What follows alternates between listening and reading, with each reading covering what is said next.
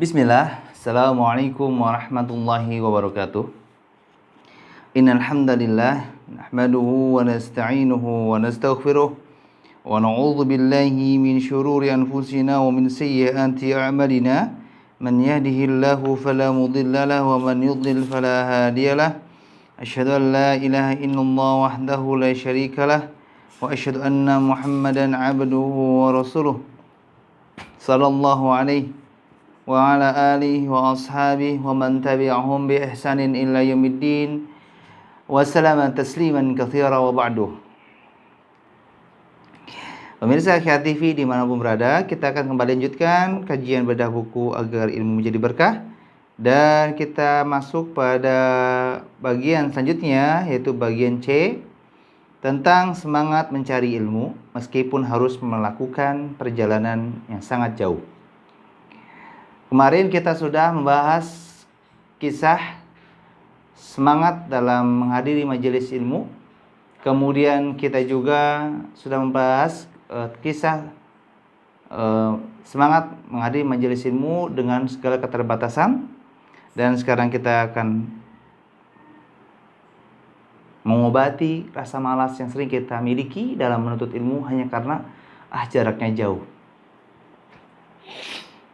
Maka jika kita kembali lagi beralasan tidak mau menuntut ilmu agama karena alasan tempat ilmu yang tidak dekat, yang jauh ditempuh, aksesnya susah, sehingga sulit menjangkaunya, maka semoga kisah-kisah yang tersedia dalam buku ini yang kita kaji bersama saat ini bisa menjadi obat untuk menghilangkan malas tersebut. Di antara kisahnya, Said bin Al-Musayyab rahimahullah juga bercerita, aku terbiasa melakukan rihlah atau perjalanan berhari-hari untuk mendapatkan satu hadis. Kitab Al-Bidayah wa Nihayah jilid 9 halaman 100. Pertanyaan untuk kita, berapa jauh jarak majelis ilmu yang ada di sekitar kita dari rumah kita? Berapa jaraknya? 1 kilo? 3 kilo? 5 kilo? Atau mungkin 10 kilo? Atau mungkin lebih? Pertanyaan itu harus kita tanamkan. Silakan perhitungkan. Lalu perhatikan kisah-kisah ini. Kemudian Imam Baqi bin Makhlad pernah melakukan rihlah 2 kali. Ia melakukan perjalanan dari Mesir ke Syam sekitar Suriah, dan dari Hijaz sekitar Mekah ke Baghdad, yaitu Irak, untuk menuntut ilmu agama. Rihlah pertama selama 14 tahun dan yang kedua selama 20 tahun berturut-turut. Kitab Tadhkirah Al-Hufaz jilid 2 halaman 630. Pertama, kisah dari Said bin Al-Musayyab. Beliau menyatakan bahwa beliau memang sudah terbiasa melakukan rihlah atau perjalanan berhari-hari untuk mendapatkan satu hadis. Sekarang saya mau tanya, kira-kira kalau saya anggap kita simpulkan jarak terjauh dalam majelis ilmu yang ada di sekitar kita misalkan 3 kilo. 3 kilo itu paling sekitar 8, 7 mungkin sekitar 15 menit ya. Nggak nyampe. Biasanya 15 menit itu sekitar 8 kiloan. Ya, saya anggap mungkin sekitar 4 menit, 5 menit lah. Coba, kalau saja kita ambil genapnya 5 menit dalam menempuh 3 kilo. Atau mungkin lebih dari itu, misalkan contoh 10 kilo, berarti sekitar 17 menitan. Apakah nyampe 1 hari? Tidak. Bayangkan. Ini menempuh perjalanan berhari-hari untuk mendapatkan satu hadis. Yang kita dapatkan dalam majelis ilmu bukan hanya satu hadis. Bisa beberapa hadis, bahkan beberapa ayat Al-Quran, bahkan beberapa perkataan para ulama. Dan faedah-faedah lainnya. Apalagi kita sekarang subhanallah sudah memiliki motor yang cc-nya besar, yang punya mobil dengan fitur-fitur atau fasilitas mewahnya dalam ruangannya, interiornya. Sisanya juga besar, bisa lewat tol misalkan. Lagi-lagi yang Nabi khawatirkan terhadap umatnya adalah ketika dunia dihamparkan di hadapannya, ketika di antara hambanya diberikan dunia, itulah yang sangat dikhawatirkan oleh Nabi Shallallahu Alaihi Wasallam. Karena banyak orang yang berhasil melewati ujian dengan kemiskinan, kesempitan, tapi banyak orang yang gagal melewati ujian dengan kelapangan dan kekayaan. Terlena. Nasallallahu alaihi wasallam. Kemudian Imam Baqi bin Makhlad, beliau melakukan rilah 2 kali dengan jarak yang tidak sedikit, tidak dekat ya. Dan perjalanan pertama selama 14 tahun dan yang kedua itu 20 tahun, dan itu pun dilakukan berturut-turut. Jadi total 34 tahun beliau menempuh perjalanan dalam menuntut ilmu. Kalau bahasa kitanya melanglang buana gitu kan.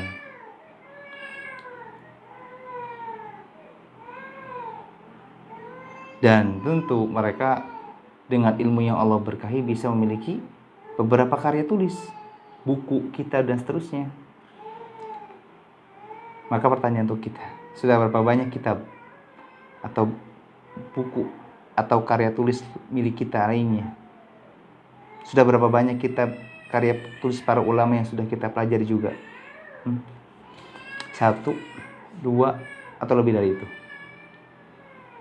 Makanya sekarang Masya Allah, saya juga merasa takjub melihat sudah tersedia berbagai sarana belajar dari para ulama, orang-orang saleh terdahulu. Ya.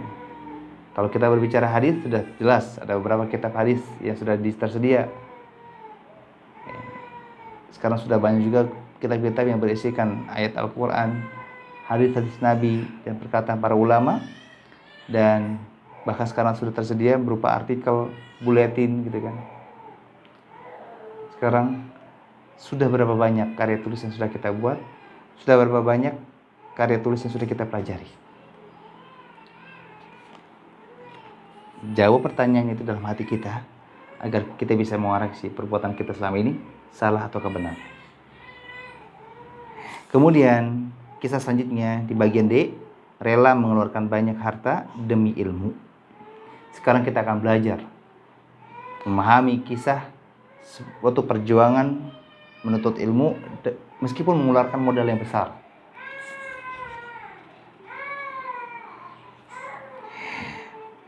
Ini pun sebagai obat untuk kita yang masih merasa malas menuntut ilmu dengan alasan takut hartanya habis, takut tekor, takut tidak balik modal. Di antara kisahnya, Alim bin Asim rahimahullah bercerita, ayahku memberiku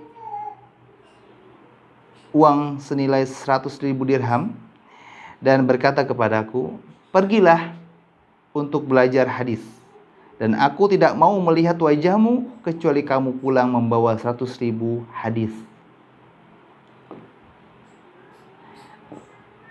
Kitab Tazkir Al-Hufaz jilid 1 halaman 17.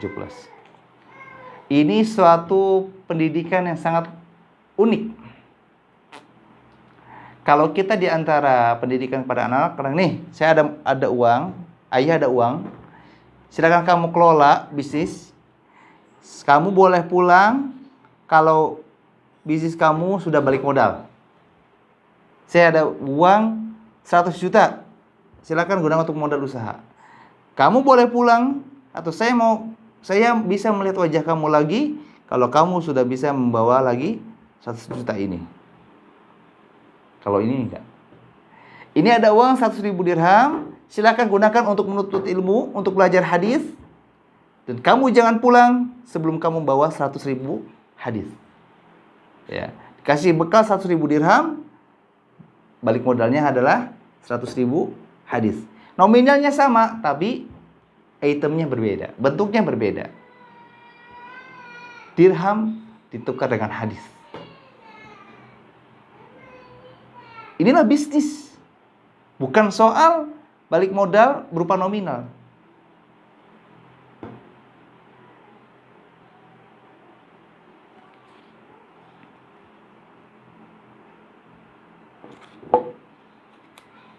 Ini subhanallah, terkadang masih terbesit di hati-hati kita, mungkin termasuk diri saya, merasakan juga.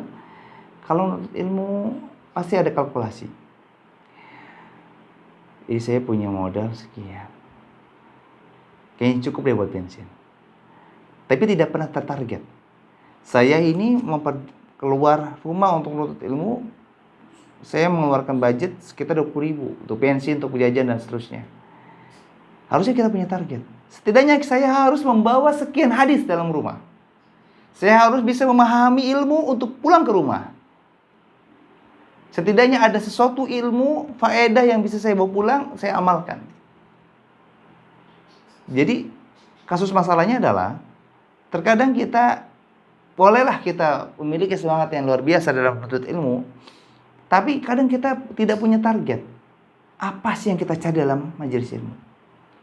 Seolah-olah kalau udah duduk di majelis ilmu, tentram hidup itu. Pasti saya dianggap sebagai orang yang rajin menuntut ilmu. Minimalnya saya sudah memanfaatkan waktu dalam kehidupan saya. Bukan salah, tapi rugi nantinya. Seharusnya ketika kita mengeluarkan budget, kan ada pertimbangan. Ini saya sudah invest nih 10 juta. Bisa nggak nih balik modal? Kan gitu. Meskipun mungkin modal yang dibalik, yang kita dapatkan kembali tidak sebanyak itu, tapi setidaknya ruginya nggak double gitu loh. Ini mah sudah keluarin budget, tapi nggak ada sesuatu yang bisa dibawa pulang gitu loh. Coba kalau kita ikut seminar, bayar 3 juta. Kira-kira kalau kita cuman dari rumah semangat untuk datang, ikut eventnya, pulang lagi, gak bawa apa-apa, rugi nggak? Ruginya bukan main. Maka dari itu, kadang orang-orang yang mau ikut seminar kan dari rumah udah mempersiapkan bahan-bahannya, menyiapkan fisik. Supaya apa? Datang ke sana, mendengarkan penjelasan dari mentor, ya, dari pengisi acara, supaya bisa paham, agar budget yang sudah keluar, ada hasil yang dirasakan. Ada hasil yang bisa dibawa pulang. Terkadang kita lebih keluar ambisinya untuk dunia daripada untuk akhirat. Kalau berbau-bau uang, itu pikirannya udah lain. Tapi kalau udah berbau ilmu, biasa-biasa aja. La haula wala quwwata illa billah. Semoga Allah Azza wa Jalla memberikan hidayahnya untuk kita. Kemudian kisah selanjutnya, ayah dari Yahya bin Ma'in rahimahumullah adalah seorang sekretaris dari Abdullah bin Malik. Ketika wafat, beliau meninggalkan 100.000 dirham untuk Yahya. Namun Yahya bin Ma'in membelanjakan semuanya untuk belajar hadis. Tidak ada yang tersisa kecuali sandal yang bisa dia pakai. Kitab Tahdhib At-Tahdhib jilid 11 halaman 282. Seseorang ayah wafat, meninggalkan 100.000 dirham untuk anaknya. Namun malah anaknya ini menggunakan harta peninggalan ayahnya untuk bekal belajar hadis. Bahasanya membelanjakan harta tersebut untuk bekal menuntut ilmu. Dan tidak ada yang tersisa dari peninggalan ayahnya tersebut kecuali sendal yang dipakainya. Kalau kita kan enggak, ditinggalkan warisan apa? Ini ada uang 100 juta. Cari mobil yang harga 70 juta. Sisanya beli gadget atau beli sawah, atau dibalik, beli rumah dulu, cari rumah yang harga 80 jutaan, terus bisa saya beli motor. Pikirannya semua tentang dunia. Makanya mindset akan menentukan prinsip hidup. Pola pikir akan menentukan langkah hidup kita. Makanya kalau kita mau bertanya, sebetulnya hati kita tuh cenderung kemana? Maka lihat dalam kasus-kasus seperti saat ini. Kalau kita disodorkan harta yang melimpah, pikirannya dunia, membeli semua aksesoris dunia, berarti hati kita cenderung pada dunia. Tapi kalau memang hati kita ketika dihadapkan kehidupan kita dalam hal seperti itu cenderung kepada akhirat, maka akan berbuat yang berbeda, entah untuk bersedekah, entah itu untuk wakaf, atau mungkin untuk membantu orang, meminjamkan pinjaman orang, atau mungkin memberi makan, atau untuk mungkin bekal untuk ilmu. Akan berbeda polanya, gak akan sama. Akal kita tuh kayak teko, apa yang ada di isinya, lihat aja apa yang keluar dari moncongnya. Ketika teko ini dituangkan ke satu gelas, kalau keluarnya teh berarti isinya teh. Kalau yang keluar adalah susu, isinya susu. Jadi pernyataan dari mulut itu tidak berguna. Enggak kok, saya nggak begitu kok. Lihat aja perbuatannya, actionnya.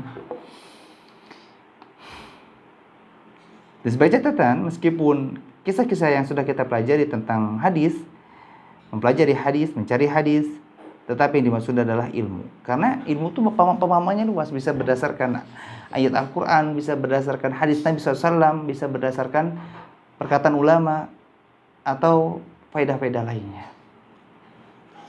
Karena agama Islam adalah agama ilmu. Tanpa ilmu seseorang tidak akan bisa mengerjakan ibadah yang merupakan bagian dari agama Islam dengan baik dan benar. Ingat bahwa agama Islam itu terdiri dari dua pilar ilmu, yaitu Al-Quran dan As-Sunnah. Kalau Al-Quran, kalau Allah, perkataan Allah. Kalau As-Sunnah, kalau Rasul, perkataan Rasulullah. Semoga Allah Azza wa Jalla menjadikan semangat kita untuk mempelajari agama ini seperti air yang tidak mudah padam dan terus berjalan meskipun banyak rintangan yang menghalangi. Meskipun kita tidak akan bisa menyamai seperti semangatnya para ulama rahimahumullah, setidaknya kita bisa mendekati mereka dengan usaha yang kita mampu lakukan. Kalau nggak bisa melampaui, minimalnya menyamai.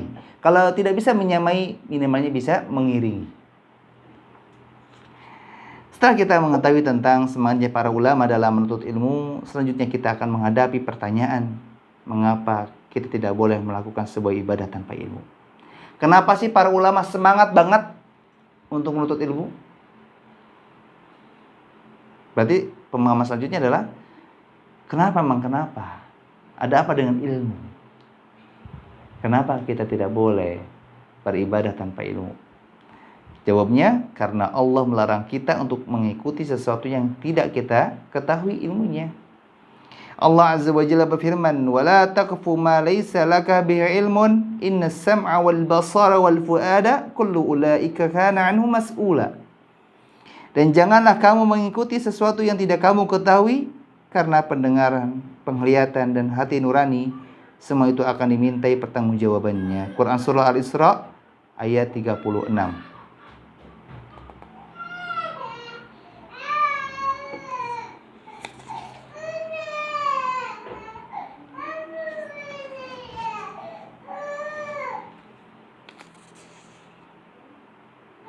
Kemudian Imam Ibnu Katsir rahimahullah menjelaskan, kesimpulan penjelasan yang mereka sebutkan adalah bahwa Allah Ta'ala melarang berbicara tanpa ilmu, yaitu berbicara hanya dengan persangkaan yang merupakan perkiraan dan khayalan.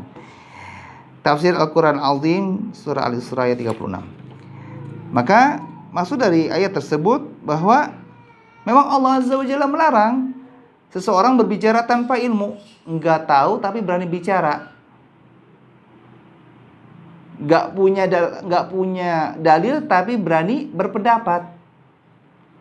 Makanya ketika kita sebagai pasien gak paham medis, jangan suka berkomentar, apalagi berani mengomentari pendapat dokter, ngantri, bidan, perawat.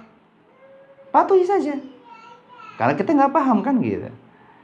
Sebagaimana ketika kita sebagai penuntut ilmu, jangan pernah berani mengomentari guru jika guru itu tidak memiliki kesesatan, tidak memiliki kekeliruan. Kalau berbicara retorika, berbicara pembawaan, penampilan, itu selera masing-masing, gak bisa dibawa kepada selera pribadi. Makanya sangat bodoh dan sangat dungu bagi seorang yang berani mengomentari dokter, ahli medis. Dan sangat bodoh dan sangat dungu bagi orang yang berani mengomentari ustadz, guru, dan ahli ilmu. Harusnya yang nggak paham itu belajar, bukan berkomentar. Syekhul Islam Ibnu Taimiyah rahimahullah juga berkata, "Man faraqad dalila dhalla as-sabil wa la dalila illa bima jaa'a bihi Rasul." Siapapun yang terpisah dari penuntut jalannya, maka tentu dia akan tersesat. Tidak ada penuntun yang terbaik bagi kita selain dengan mengikuti ajaran Rasulullah SAW. Seseorang penuntun jalan akan sangat besar berperan dalam proses perjalanan orang yang dituntunnya. Tour guide bertanggung jawab. Jika salah menunjuk jalan, maka orang yang dibawanya akan tersesat. Dan sebaik-baik penuntun jalan adalah dengan kita mengikuti syariat Islam, tuntunan yang dibawa oleh Nabi SAW, mengikuti sunnah-sunnahnya. Maka ketika seseorang mengajarkan ilmu kepada kita, itulah sebaik-baik penuntut jalan. Bukan sosok yang kita bayar mahal, justru sosok yang memberikan sesuatu yang mahal.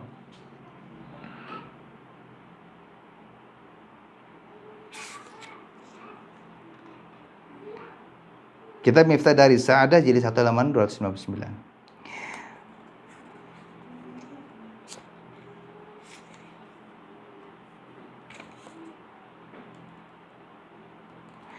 InsyaAllah penjelasan selanjutnya kita akan bahas di pertemuan selanjutnya, masih tentang tidak bolehnya kita beramal tanpa ilmu. Kita tutup dan doa kafaratul majlis. Subhanakallahumma bihamdika asyhadu an la ilaha illa anta astaghfiruka wa atubu ilaik.